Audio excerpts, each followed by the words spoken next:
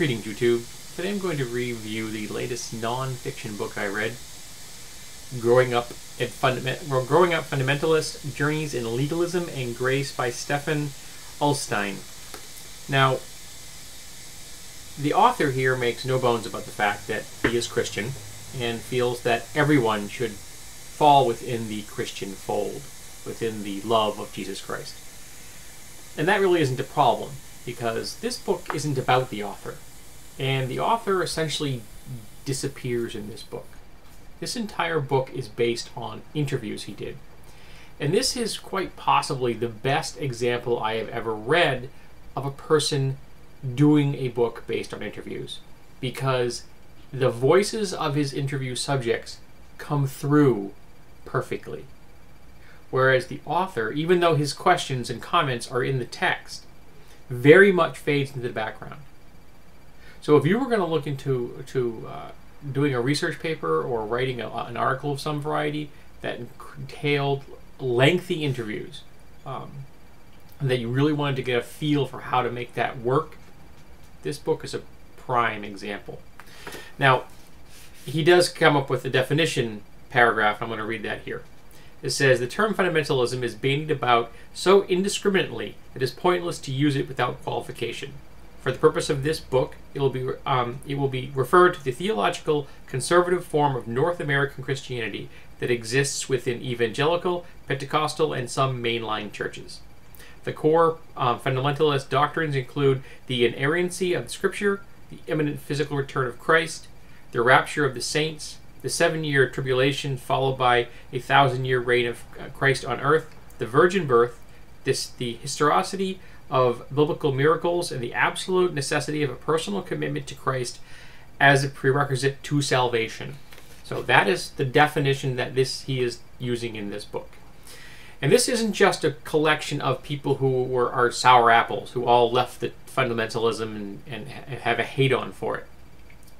Some of the people did leave fundamentalism. Some have become agnostics, some atheists, at least one is a Buddhist. But the majority of them have remained some variety of Christian.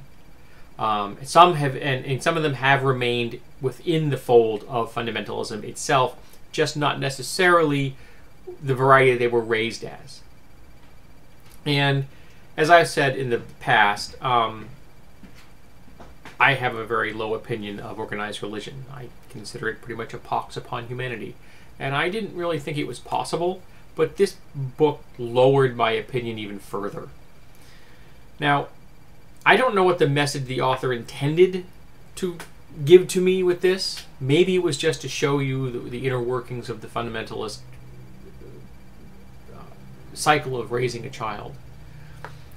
But the message I took away from this, and I freely admit this can be colored by my own personal view of the world, is that the fundamentalist structure of faith is one massive, dysfunctional, abusive relationship on emotional, spiritual, mental, and sometimes physical and sexual levels. It was horrifying to read about these people, what they went through during their upbringing, the leadership of their church that put these people through hell, the parents that not only were horrible what they were doing, but were enablers of the terrible behavior of their pastors and their religious leaders. It was dumbfounding. And the worst for me was that they had two of the people in here, interviewed in here, were self-loathing gay men. Men that had been raised to hate who they were. And they swallowed hook, line, and sinker the entire fundamentalist message and pretended to be something they weren't. They were looking for the love of a faith that, quite frankly, wasn't worthy of them. This book enraged me.